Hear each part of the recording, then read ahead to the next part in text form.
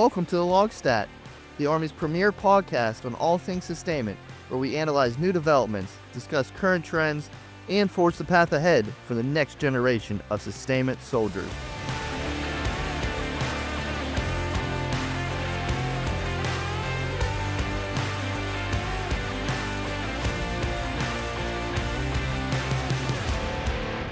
Hello everyone, welcome to another episode of the LOGSTAT. I'm your host, Captain Garett Pyle. As promised, today we're continuing our discussion on the next generation of technology that the Army's Future Command has been working on. Specifically, we're looking at the next generation of autonomous transportation vehicles that units will shortly see drive themselves into their motor pools, called the Autonomous Tactical Vehicle System, ATV-S for short. I have with me today Mr. Hector Vazquez, who serves as the Robotic AI team lead in the Transportation Requirements Branch of Army's Future Command, Sustainment Capability Development Integration Directorate, CDID.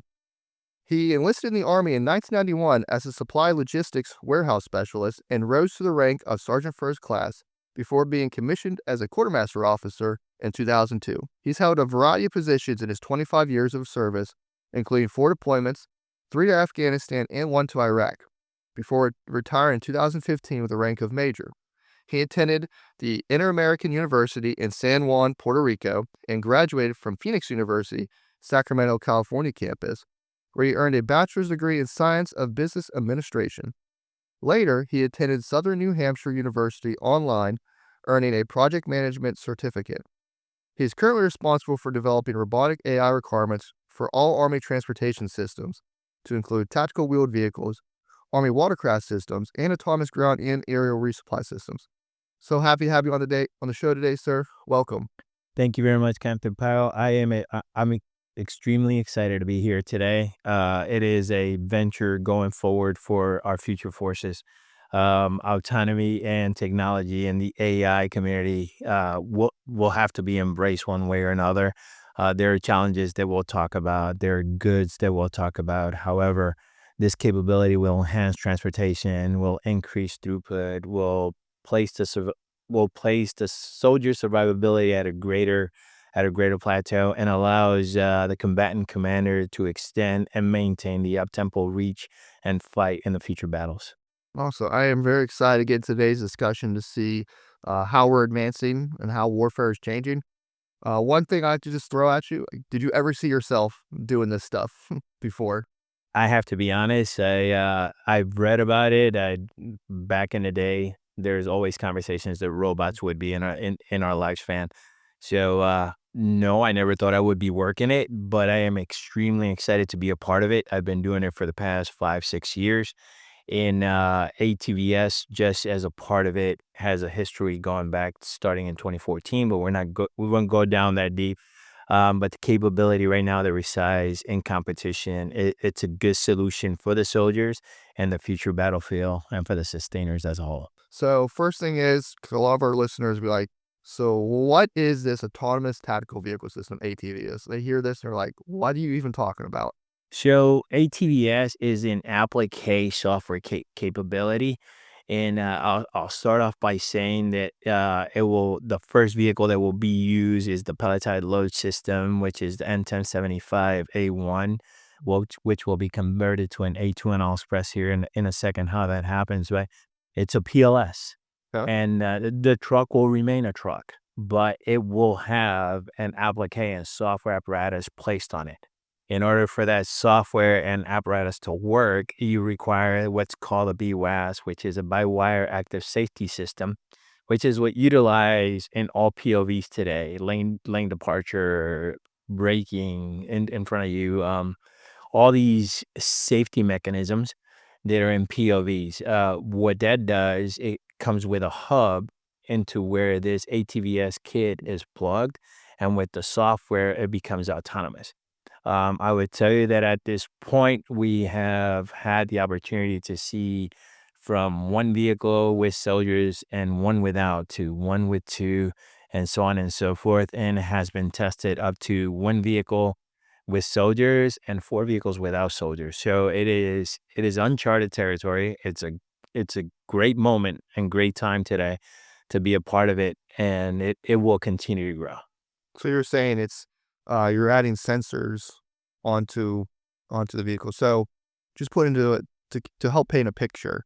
Would it be like you're going to a CTC rotation and you're going and putting your miles gear on a vehicle? Is it something simple? Like, I'm not, of course, not that simple, but is it to paint the picture for the soldiers? Like, am I putting these things around the vehicle, something like that, or So I go back to a couple of years where one of my boss used to say it's like a monster garage project, right? You have your F-150 and you just take all these things and you Lego it up with all these sensors. Well, for the PLS, it requires the BWAS, which is intrusive in nature, and that's not part of the it's not the robotic kit, but it's the beginning stages of. However, everything surrounding would be, so to speak, like lidars, radars, cameras, GPS antennas, radio communication systems, and all these things come together, and then software allows it to become autonomous.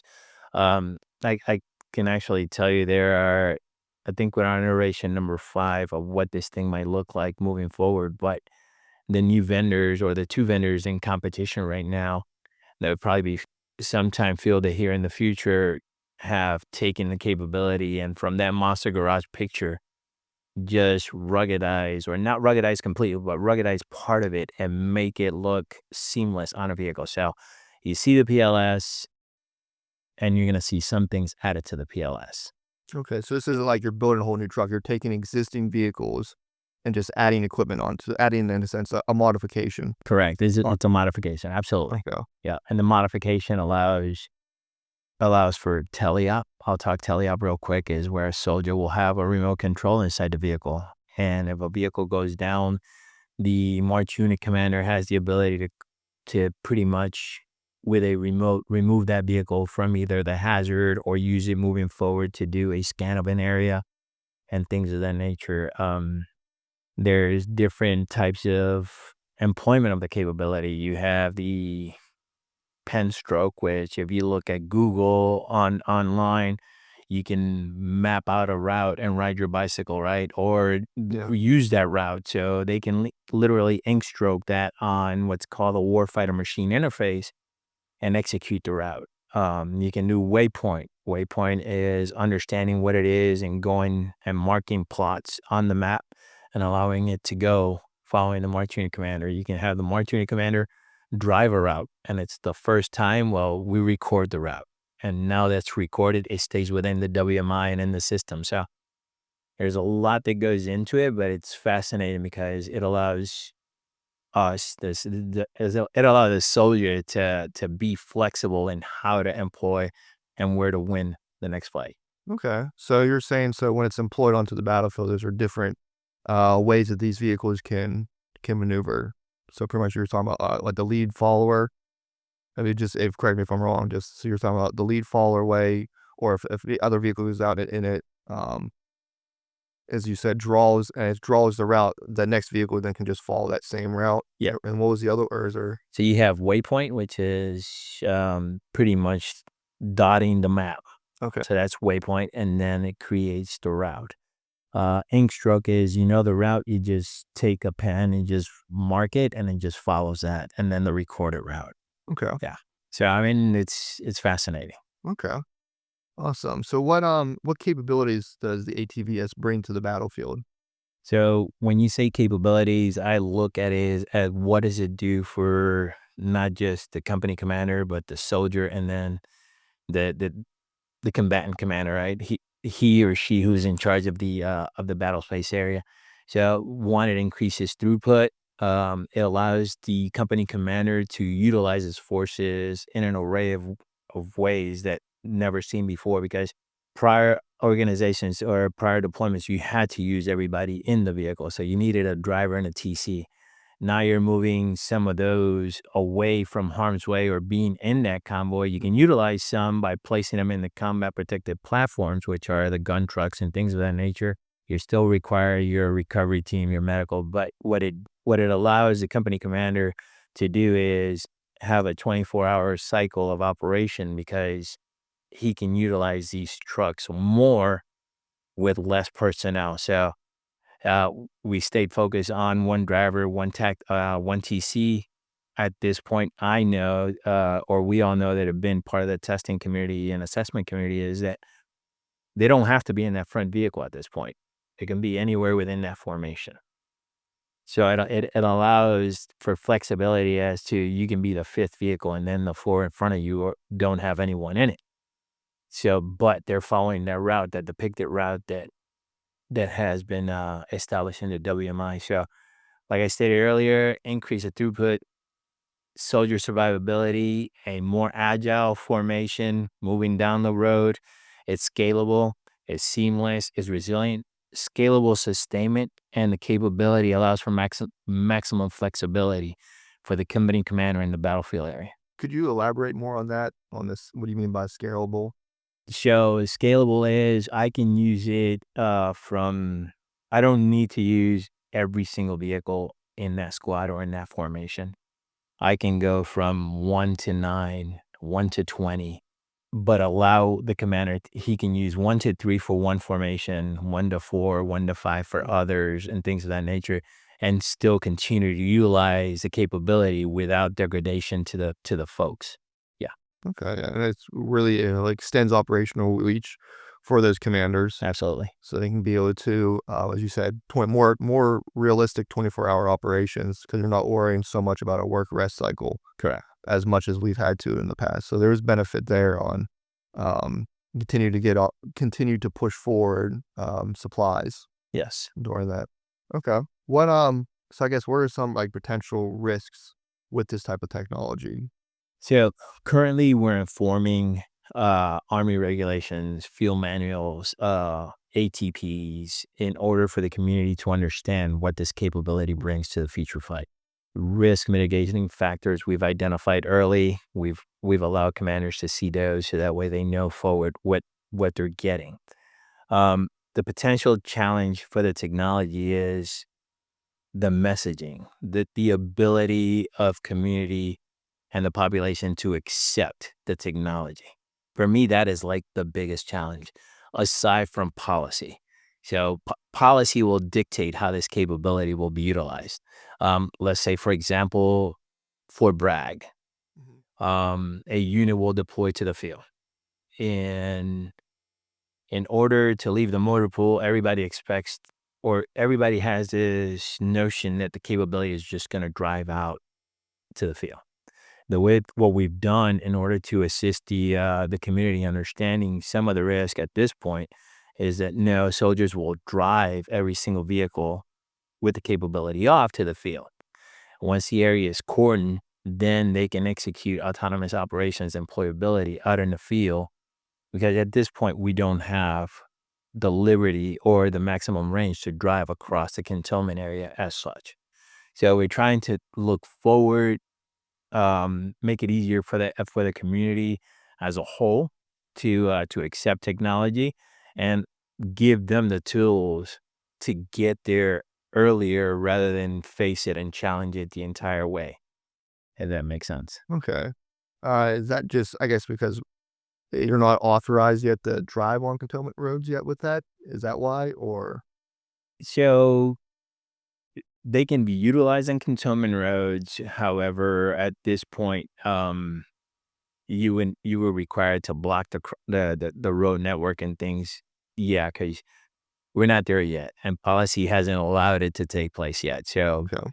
is the capability good enough for an NTC area out in the open? Absolutely. Is it safe in the cantonment area as long as we put all mitigating risk factors in Yeah. place? Absolutely.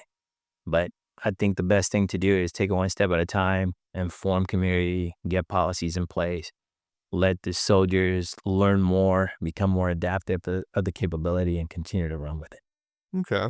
So, come from myself who has, a small robotics background, when I was in high school and college and dealing with that technology.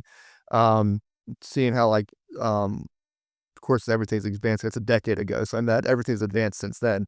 But like when you're programming a robot to follow a line, for instance, if something were to just put a break in that line, it would just shut off. How does that equate with the technology that we're working with now? Like, does it like see something just as say something stops at pass, is just going to shut down, or are we able to? Is it able to be reactive yet? So two things.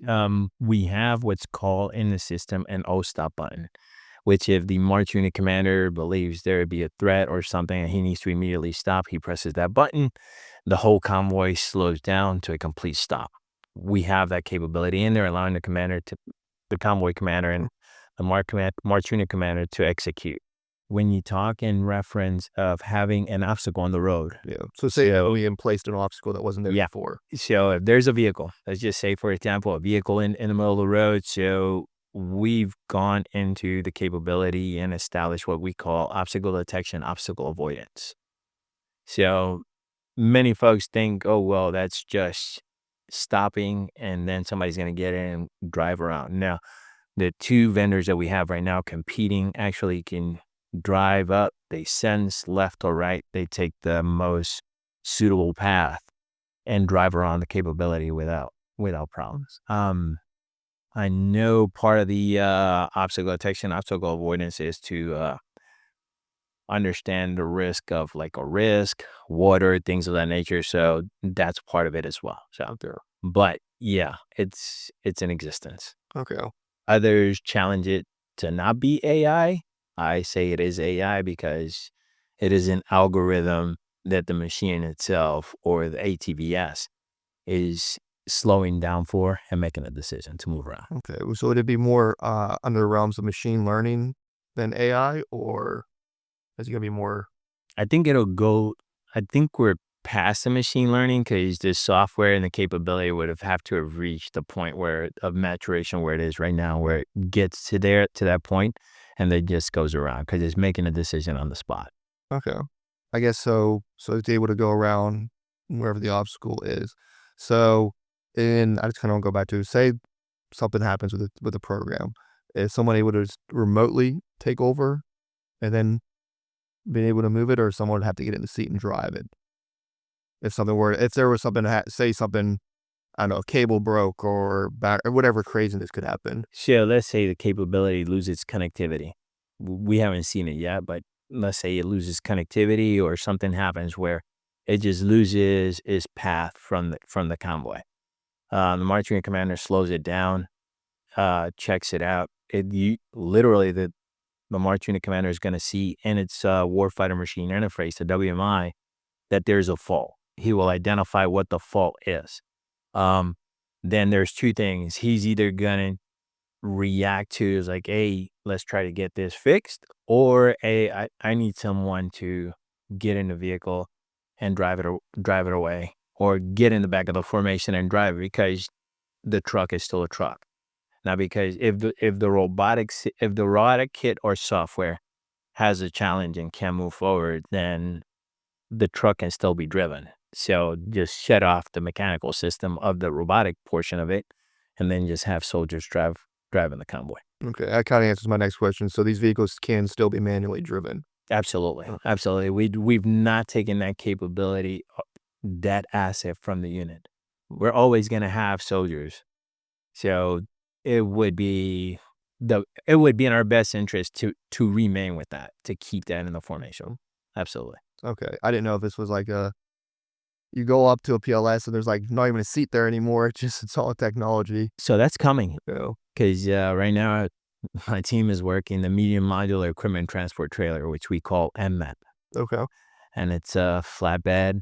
We're allowing vendors to determine 1, 2, 3, 4, 5, 6 axles, whatever they want to put on it, but it's a flatbed. We're going with, let's say 56 square feet at this point and things of that nature. And from there, the sky's the limit.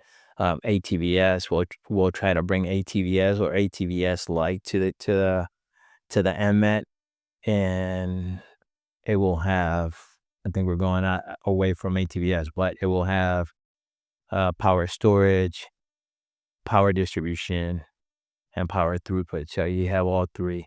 It recharges itself while loitering. It's 120 miles round trip. So 60 out, 60 back. So, I mean, it goes from the BSA down to the logistic resupply point. Okay. So That's something we talked about doing another episode on, is getting more into specifics of that. we can definitely do that. Yeah. Um, So how do you see this technology, this ATV-S, operating in large-scale combat operations? So in LISCO, like I said earlier, it's going to enable the company commander. It allows flexibility to uh, to move things around the battlefield with greater freedom. I see, and we have the opportunity to sustain for longer hours, longer periods, and in a smarter way. And when I say smarter way, is we've placed ourselves in a position where we don't have to put every single soldier in harm's way. Right, that's one. So you reduce soldier exposure. You're you're you're coming from the DSSB to the BSA, so you're far, but not far enough because we know what the enemy has some things that have a capability of possibly reaching us, and we've seen it through Ukraine, through the Ukraine fight. So for Lisco, it allows us to move in a more free, scalable, and smarter way to assist that combatant commander.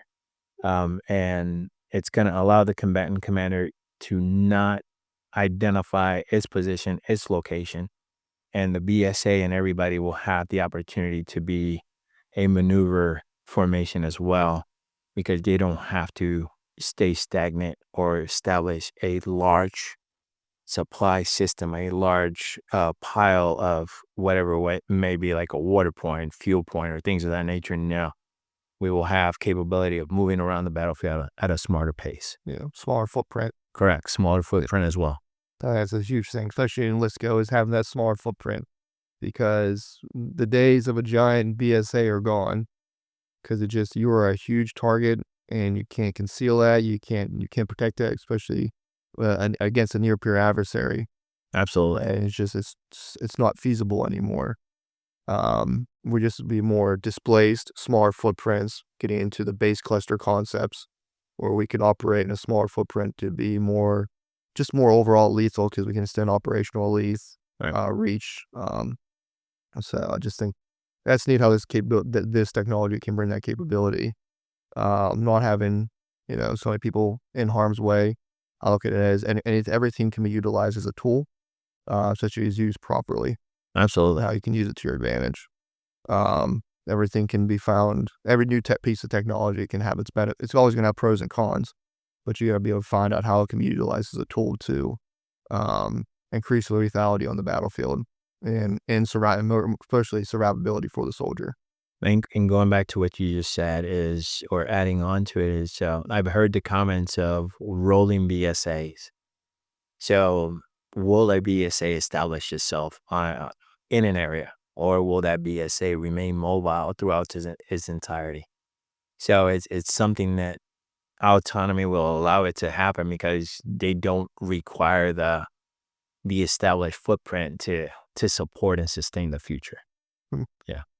Just thinking on it, just because having worked a lot with LHS and PLS systems, right now, is it just the driving part of it, or is it going to be able to do its own offloading? So that is one thing that we're working on right now, and we've asked industry to develop um, autonomous mechanisms on the PLS and Met and Speak as well, that would load unload in order to minimize soldier interaction with that, and not even requiring MHE in the area. So it would either download the flat rack and pick up a new one, or it would just allow a fork to pick up a pallet, drop it at a known point, and then move out and continue to run forward. But yeah, that's something that we're looking and we're working with industry to place on ATV-S. I know MMET is another solution that we're looking on, and there's a couple of others. Awesome, awesome. And of course, you said this is all still in development Correct. right now. As you said, it's still going through the industry right now. I know that can take some time, as they go through the competition of find the best solution, for the Army's needs. Right. Um, is there anything else you'd like to add just on this system that we haven't covered yet, that I think would be good for the community to know about with the ATVS? So one of the things that we haven't touched is fuel and ammo movement, right? So going back through a couple of months, that was one of those things that we've been looking at is establishing the pod on the flat rack and having an actual autonomous arm that will refuel the vehicle as it stops or whatever comes by.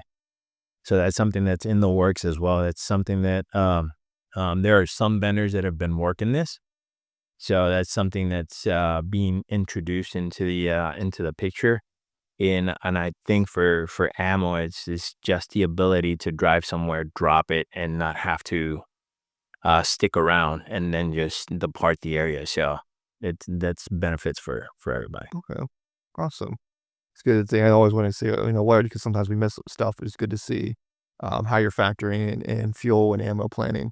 'Cause especially here, like as on the officer side of the house, when you're working in a sport operations center, understanding like how am I going to be all the planning factors. And I think this adds that new capability in, as we talked about before, reducing that work rest cycle. So hey, I need to be able to push these supplies forward.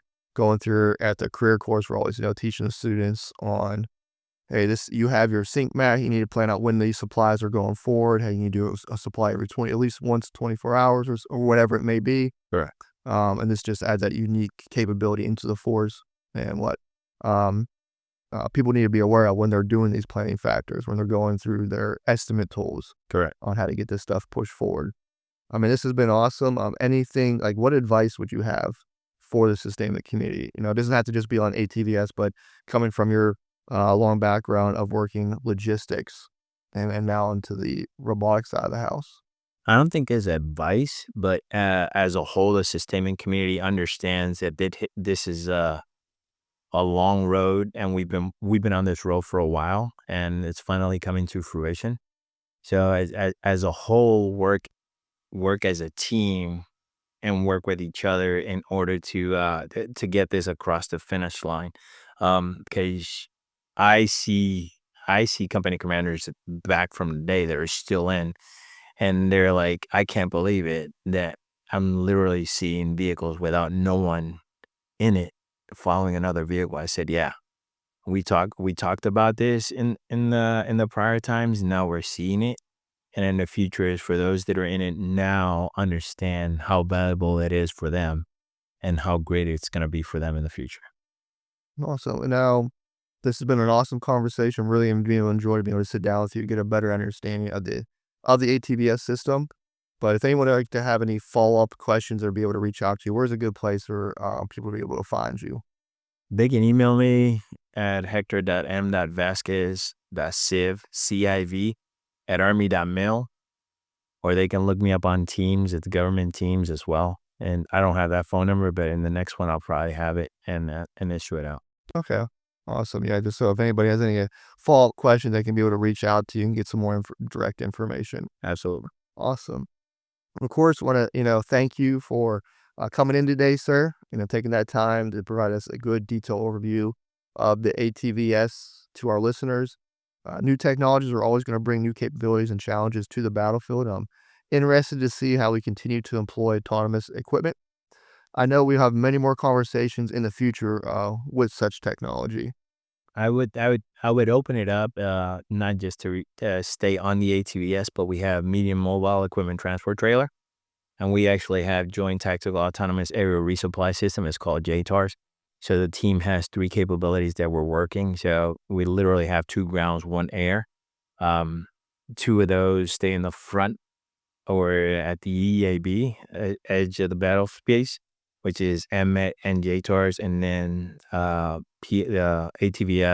PLS equipped back from the DSB to the BSA. But it's commensurate to see them in the future working together as the PLS equipped ATVS system will drop capabilities off at the BSA. And then from the BSA, you'll have the possibility of an MMET picking up that resupply and pushing it forward into the LRP, to the folks down and straight at the edge of the battle space. But yes, it's been great being here today, having this conversation with you, and look forward to many others. Oh, yeah, we're definitely going to continue this conversation because this is the future. This is the world that we live in today, hugely technology driven. So definitely have more conversations on how we're employing this technology onto the battlefield. So once again, thank you so much, sir. But That is all we have today, folks. I hope you all enjoyed everything. Be on the lookout for more episodes specifically on things coming out from the Army Futures Command and how we're going to be employing this technology on the battlefield. As always, sustainment leaders start here. See you next time.